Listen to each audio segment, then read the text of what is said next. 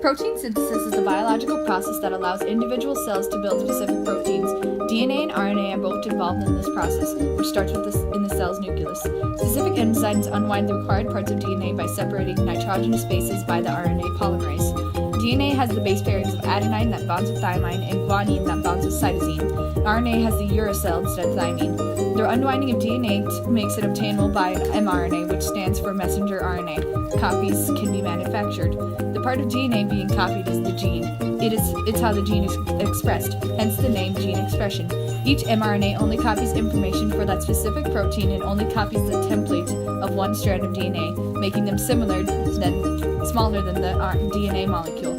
Because they're smaller, they can successfully leave the cell's nucleus through the opening called nucleic pores and go to the cell's cytoplasm, where the process of protein synthesis takes place. The first step of protein synthesis is called transcription. Part of the transcription process is mRNA copying parts of DNA in the cell's nucleus, but the process of transcription mostly takes place in the cell cytoplasm. The mRNA is sent to the cytoplasm, which helps bring all the needed building blocks together, such as ribosomes, amino acids, and transport RNAs, also known as tRNAs. The ribosome is the cell's assembler in the process of protein synthesis and contains proteins and ribosomal RNA, also known as rRNA.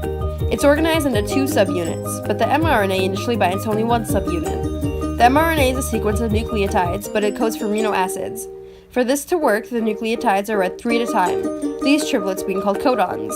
When it binds with a subunit, it elicits the advance of tRNA. The tRNA possesses a certain sequence of 3 bases. They're called anticodons.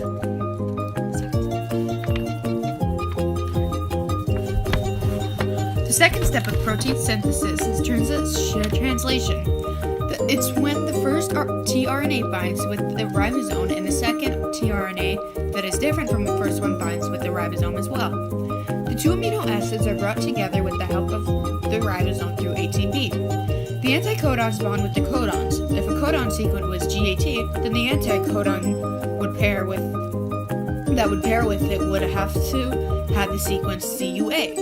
This repeats until there are uncoupled codon sequences of mRNA that causes the chain to be longer.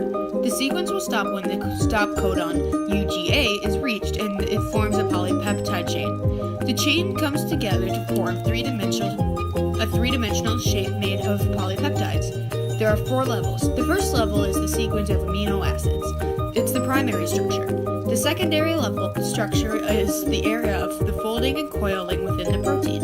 The tertiary structure is the final three-dimensional structure, and the quaternary structure is the non-covalent interactions that bind multiple polypeptides into a single larger protein.